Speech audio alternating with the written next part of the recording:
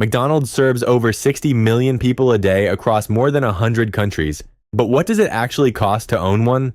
Every dollar: franchise fee, rent, staff, electricity, water. Right here, right now.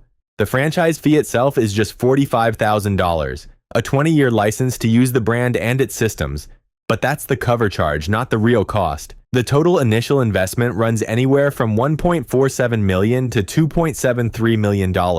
That covers equipment, kitchen gear, point-of-sale systems, drive-through technology, running from $325,000 up to $1.55 million. It covers the first 3 months of rent, paid upfront, up to $313,100. It also covers real estate, signage, and build-out, which is the biggest variable depending on your market, plus opening inventory and staff training. And before you even apply, McDonald's requires $750,000 in liquid non-borrowed funds. This is a serious capital business, not a side hustle. McDonald's owns most of the real estate its restaurants sit on, so franchisees pay rent as a percentage of sales, which means your rent actually rises as your store performs better. On top of that, you pay a 4 to 5% royalty on gross sales, plus a 4% marketing fund contribution. That's 8 to 9% of every single dollar gone before you've paid a single employee or bought a single patty.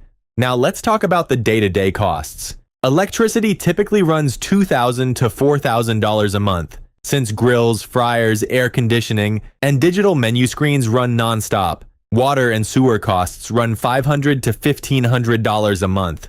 Staff is the biggest ongoing cost of all, typically 25 to 30% of gross sales once you include wages and payroll taxes. Food and packaging costs usually land between 28 and 33% of gross sales. And then there's maintenance, equipment repairs, and insurance on top of all of that. Add it all up, and total operating costs typically consume 80 to 87% of gross sales. So what's actually left over?